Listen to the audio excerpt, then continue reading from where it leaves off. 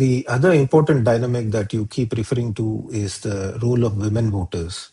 How do you evaluate their participation in this election in terms of their voting percentage? Perhaps it is a little too early, as you said, because the data is not available, but also in terms of how many of them contested elections, what has been their performance. And the second is, are there any specific special provisions to ensure women representation in legislatures? And the third dimension is, are there any interesting candidates that caught your attention?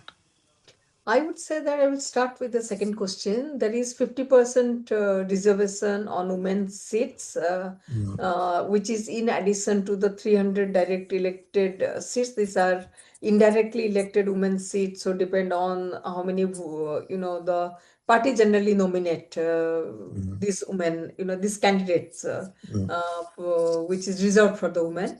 That is number one. Number two is that the women candidate who contested the election this time. One of the name which has been very, very prominent is Tasneem Zara, who was earlier with the NCP, but she was fighting the election alone as an independent candidate, though she lost.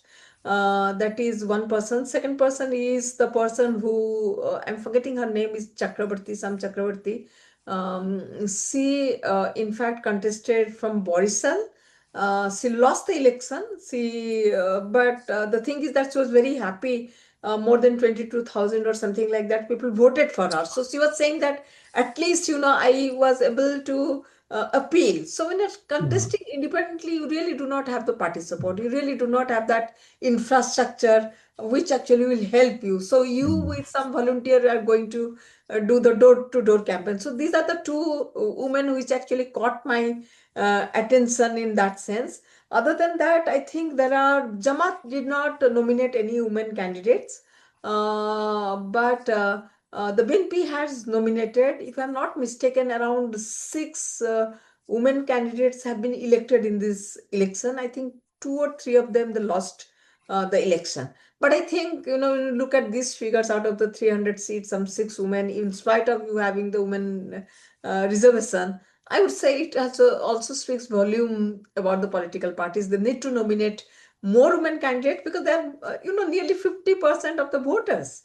So how can you ignore the 50% of voters? Though in terms of the turnout, I really do not know how many women turned out, how many men turned out, because probably by within this week or within next 4 5 days, we'll get these details of the voter turnout. But some of the places where the women voters were standing in line in queue to vote, I think is something which is very, very impressive, because we should not forget, in Bangladesh many of the women are employed in garment sector. They're very the women employment is quite high. Similarly, the women are also equally educated, so they're not a kind of women that who stay at home. So for the women there was a lot at stake. Therefore, the Jamaat's view was not acceptable to the women, majority of whom they work in the garment industry. Many of them also take, like for example, loan from the microfinance and finance. In many places, many households, it is the women who actually look after the families. So they have been a very dominant factor in Bangladesh politics. After all, it has always been led by two women. So this is the first time we are going to have a man prime minister. Yeah. Of course, Mujibur Rahman was the prime minister. So this is the second time. But after many, many years, we are going to have a prime minister who is a man.